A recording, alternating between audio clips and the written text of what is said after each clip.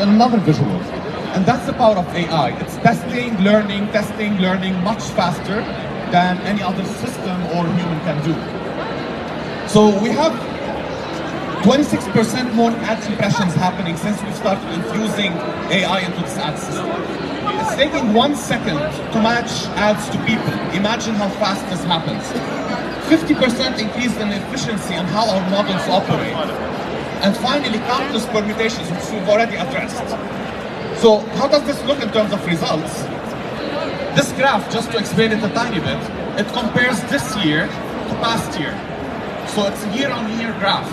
And you can see that the cost of ads is going down, and the conversions, which are the purchases, are going up.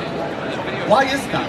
It's simply because of more personalization, better matching, and people finding the product they actually need, which drives better results, both for businesses as well as for people. So we saw 20% increase in Q4 conversions year over year, and that's during Q4 of last year, which was the peak period, which is one of the most important periods for sales. Now, in terms of like the different platforms, people come on Meta for different reasons. Some of them come because they want inspiration on Instagram. Some of them come because they want to connect with friends and family on Facebook. Others come because they want to chat or they want to try virtual reality.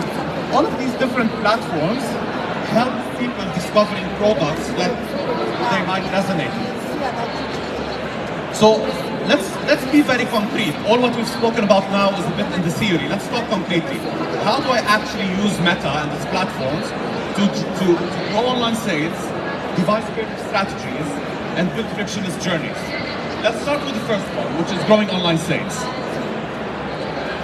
So when you're building an ad, we all come from a period, even on our own platform, where we used to micro-segment. You would used to come and say, you know what, I know my audience. My audience is women who are between 30 and 40 interested in rock climbing. The problem with this approach is that it is very subjective, it's very human. And while it's good to have some sense of direction, it doesn't always hit the nail on the head. So this is why what we recommend is relying on the system to actually go and find the right people and match it with the right product.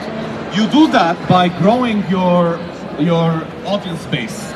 So do not micro-segment, do not pick different audiences, instead give it the largest possible audience and then rely on the system to do its work.